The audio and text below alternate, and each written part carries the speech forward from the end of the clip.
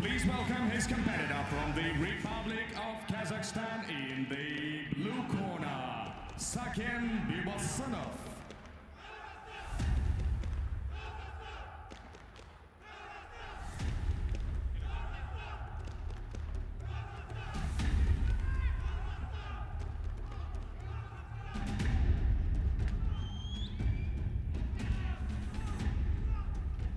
Қайырлы кеш, құрметті боксер қауым. Бокстан әлем чемпионатынан өзіміздің кезекті трансляциямызды бастаймыз. Бұл екінші күн және кешкі сессия. Бірден кештің басты жекпе-жегінен бастаймыз. Бұған дейін бұқаралық ақпарат құралдарында дәл осындай сипаттама берген болатын. Сәкен Бибосынов пен Хасанбой Дусматов арасындағы жекпе-жекке екі спортшы қазір шаршы алаңға көтеріліп үлгерді. Дусматов кәсіпқой боксқа ауысқаннан кейін міне небәрі 3 жекпе-жек өткізген болатын. Міне енді қайта әуесқой боксқа оралып отыр. Ал Сәкен Бибосыновты әрине біз барлығымыз білеміз.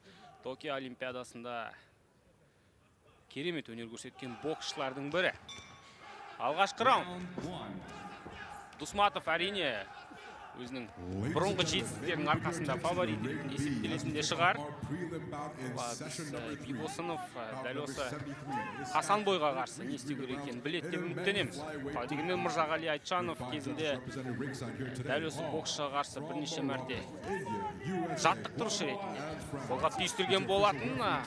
Жан Жақып бірнеше мәрте дәл осы Хасанбой Дусматовпен түрлі додаларда кездескен болатын. Олимпиада ойындарының екінші кезеңінде де дәл осы Хасанбой Дусматов жолын орап кеткен болады. Енді сол Біржан Жақыптың есесін Бибосынов қайтарады деп үміттенеміз. Бірден қысым көрсете бастады. Сәл бойы ала салау, сондықтан ара ашықты әрдайым үзіп отыру керек. Өзбек боксшысына және стилі де біраз өзгеріске ұшыраған байқауға болады.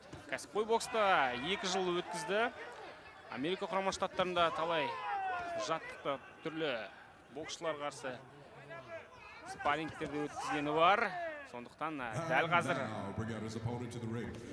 өте жақсы қысым көрсетіп отыр өзбек боксшысы. Міне осындай эпизодтарда байқасаңыз, Сәкен шабуылды енді аяқтаған сәтте өткізе алып жатыр. Әзірше арақашықтық өзбек боксшысы үшін сондай бір қатты мәселеге айналып тұрған жоқ. Ол жеке өз басым Сәкен арақашықтықты ұстай алады ма, ұстаса жақсы болар деген ойын болып еді. Көрермен қызу қолдап отыр. Қазақ боксшысын кешеде Серік Теміржанов пен Абылайхан Жүсіповтің жекпе-жектер кезінде қазақ жанкүйерлер керемет қолдау көрсеткен болады. Бұл ең алдымен әрине команда мүшелері, ұлттық құрама мүшелері. Бірақ сол жақта жүрген қандастарымыздар жігіттерге қолдау көрсетуге келді деп үміттенеміз. Қазір Дусматовтың дәл тиген соққысы. Әрине дәл осы салмақтағы фавориттердің бірі. Бұл жерде нокдаун емес, әрине өзінің соққысының кесірінен құлап қалды өзбек спортшысы. 30 секундтай уақыт қалды раундтың аяқталуына. Міне осында бір қысқа соққыларды көп өткізіп алды. Сәкен өзінің үйреншікті мәнерінде қазір бұл боксшы бастатын төмен ұстаған үшін ескерту беріп отыр рефери. Есеп ашылады ма? Жоқ. Толықтай бұл құлаған жоқ. Рефери нокдаун болған жоқ деп есептейді екен. Онымен келіспеуде қиын бір жағынан. Өте жақсы. Міне осындай шабуылдар көбірек болса, Дусматов еш қиындықсыз Сәкенге жақындап отыр. Керек кезде еш қиындықсыз арақашық үзіп барып бірнеше мәрте шабуыл ұйымдастыра алды. Сәкен де қапы қалған жоқ. Ол төрешілер қандай шешім келді екен бұл раундтың қорытындысы бойынша. Қазір раундтың ең қызықты сәттерін көретін боламыз. Спортшылардың дәл тиген соққылары. Барынша өзінен алысырақ ұстауға тырысты Сакен өз қарсыласын.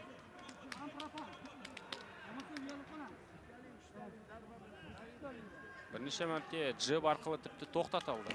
Байқап отырсаңыздар. Қазір екінші раундтың алдында жаттықтырушылар әрине тиісті нұсқамаларын береді. Қандай өзгерістер енгізер екен өзінің тактикасына. Сакен 4 төреші қазір.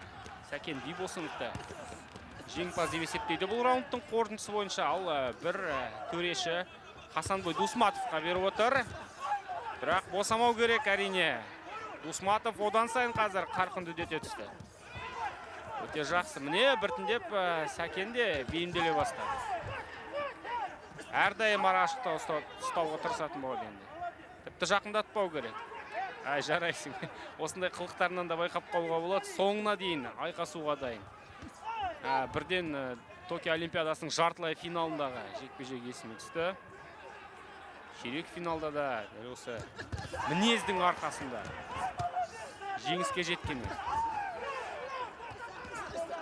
Өте жақсы. Дәл осылай жалғастыра беру керек. Өзіне жақындатпаса болды әйтеуір. Хасанбойдың Сакенге жақындаған сәтінде біраз қобалжи бастаймын өзім.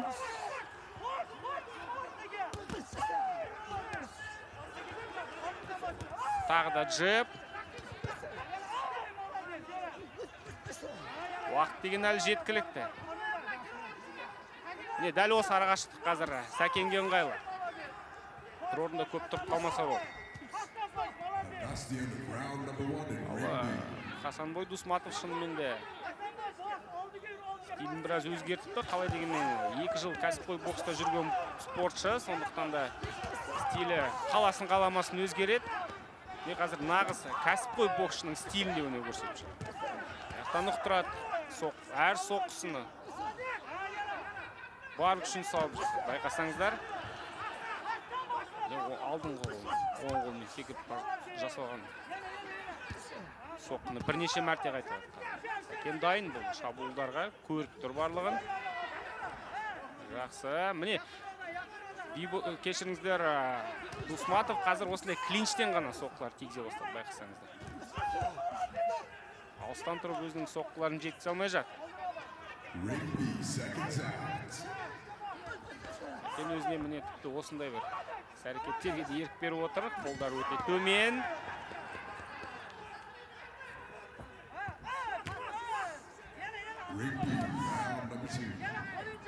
Жақындатуға болмайды әрине. Сакен Бибосынов бұны өзі де түсініп тұр. Аяқтың ұшында жеңіл. Керемет, міне, дәл осындай шабуылдарды күтеміз қазір Сакеннен. Жалғастыра беру керек.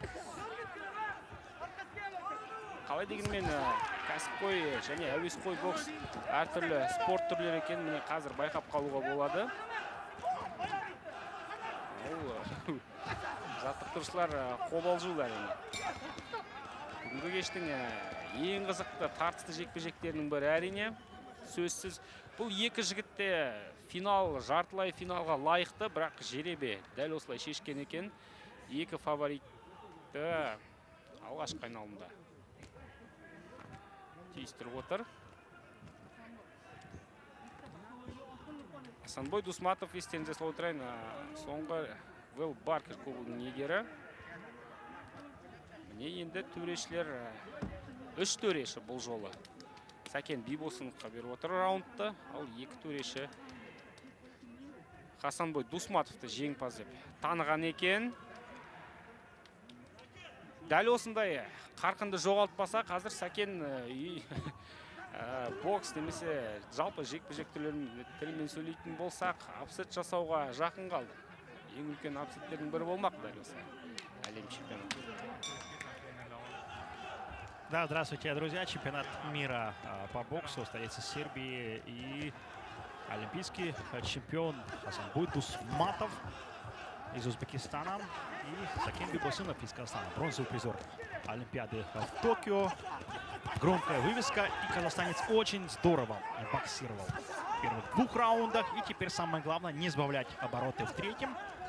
Визуально кажется, что Дусматов давит, но Сакен Бибосынов очень хитро действует на ринге, встречает своего соперника и как результат наносит точные поставленные удары. Как сказал мой коллега, конечно, Дусматов немножко поменял стиль ведения боя, это понятно, тем более, что он достаточно продолжительное время уже боксирует в профи, успел 3 боя провести и во всех 3 держал досрочные победы. И, понятное дело, он умеет подбираться, он очень агрессивно бьет и, как видим, очень часто в наступательные действия переходит и пытается достать Сакена Бибосынова, но тот его здорово встречает. В этом плане, конечно, Казахстанец очень пластичный боксер, который умеет уворачиваться и уклоняться от ударов своего соперника, умело встречает. Конечно, левая у Дусматова приличная, поэтому нужно опасаться Сакену Бибосынову. Ранее казахстанец уже брал бронзу на чемпионате мира в Екатеринбурге. Про бронзу на Олимпиаде я уже говорил. А вот Дусматов пока чемпионом мира не становился. В 2017 году он завоевал серебро в весе до 49 килограммов. Также дважды становился чемпионом Азии в 2015 и 2017 годах. Снова в центре ринга пытается Дусматов захватить право боксировать первым номером. И да, все-таки рассечение есть у Бибосынова. Достал его Хасанбой Дусматов. Больше минуты остается боксировать. И сейчас окажут медицинскую помощь Сакену Бибосынову, после чего встреча продолжится. Я думаю, что Бибосынов сумеет в концовке 3-го раунда даже прибавить и боксировать в своей манере. Он это делает. Все нормально пока. Бибосынов встречает он Дусматова. Узбекистанец понимает, что он проигрывает и поэтому теряет хладнокровие. В размен ударами ввязывается Бибосынов и Дусматов и уходит. Здорово работает на ногах Бибосынов. Он понимает, что если в ближнем бою они сойдутся Дусматовым, тогда тот может достать. Поэтому нужно держаться на расстоянии, работать и на дальней дистанции, также со средней. Поэтому не нужно давать возможности приближаться своему грозному сопернику. Понятное дело, тот поопытней, титулованный, является, пожалуй, главным фаворитом в весе до 51 килограмма. Но Бибосынов, если одержит победу, конечно, почувствует уверенность, и ему в дальнейшем уже психологически легче будет выходить на ринг в рамках этого турнира. Конечно, не очень приятное начало в том плане, что сразу же нарвался на такого соперника. Может быть, это большой весомый плюс для Бибосынова. Самое главное здесь и сейчас выложиться на все 200%, одержать уверенную победу. И Бибосынов считает, что именно он одержал победу. Давайте дождемся вердикта судей, и после чего будем, надеюсь, поздравлять нашего соотечественника. Кайрат Саджанов, новый главный тренер, и Мырзагали Айджанов, экс-главный тренер, который тренирует Сакена Бибосынова. Хорошо подготовили к этому противостоянию Сакена, тем более, что для него это уже очередной крупный турнир, очень плотный график. У Бибосынова были опасения, что он не сумеет и в физическом, и в психологическом плане, скажем так, подготовиться, потому что очень напряженный график, еще раз скажу, но Бибосынов в хорошей форме находится. Это видно по его движениям, по его атакам и по его, скажем так, работе в защите. Итак, очень напряженный момент. Сейчас нам объявят имя победителя.